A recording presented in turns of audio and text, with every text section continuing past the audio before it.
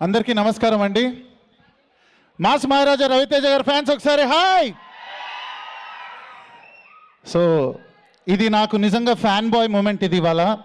ఎందుకంటే నేను మీలో ఒకటిగా ఎంతో అభిమానించే హీరో రవితేజ గారు. అండ్ ఆయనకి భరతమాస్యల్ విజ్ఞప్తి ఫిలింలో ఒక మంచి సాంగ్ రాసే అవకాశమే కాదు, ఒక మంచి సాంగ్ పాడే అవకాశం కూడా దొరికింది. సో చాలా special moment. And sir Ravi Teja sir always been a huge fan of you. And నా లైఫ్లో మర్చిపోలేని ఒక సంఘటన ఏంటంటే, నాదొక సాంగ్ విని మీరు అది అప్రిషియేట్ చేయడానికి మీరు సెట్కి పిలిపించి నాకు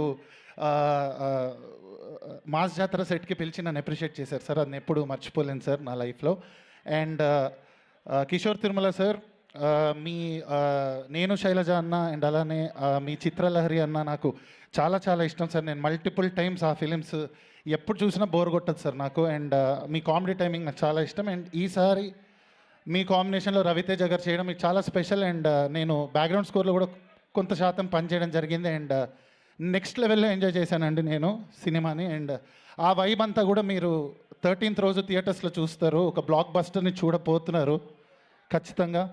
and last but not the least, I want to thank my friend and my brother Bheems అన్న ఫర్ ఆల్వేస్ కంటిన్యూస్లీ మేము ఎన్నో ఇయర్స్ నుంచి జర్నీ. అండ్ మా కాంబినేషన్లో నేను రాసిన సాంగ్స్ అన్నీ ఎప్పుడు చాలా బాగా అది సక్సెస్ఫుల్. మ్యాడ్ కావచ్చు, సంక్రాంతికి వస్తున్నాం కావచ్చు.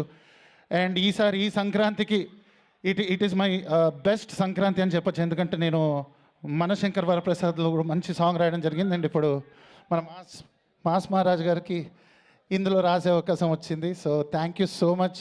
I'm really nervous, don't know what to talk more, but thank you everyone. Thank you. Thank you to our